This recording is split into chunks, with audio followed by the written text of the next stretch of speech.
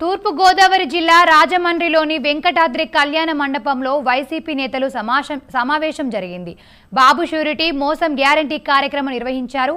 ఈ సమావేశంలో YCP party regional coordinator, శాసన మండలి ప్రతిపక్ష నేత బొత్స సత్యనారాయణ, మాజీ మంత్రి కురసాల కన్నబాబు, మాజీ ఎంపీ భరత్, మాజీ ఎమ్మెల్యేలు పాల్గొన్నారు.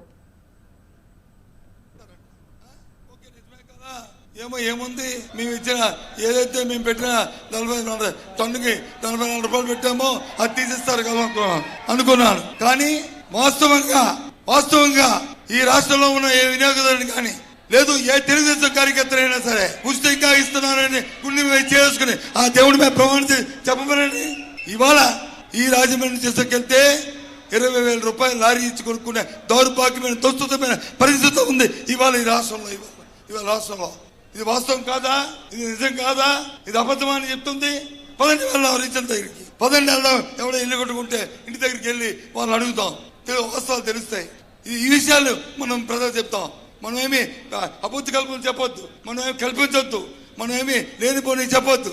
వాస్తవాలే ప్రజల దగ్గరికి వెళ్ళి మనం మాట్లాడుకుందాం. ఇవాళ చేసి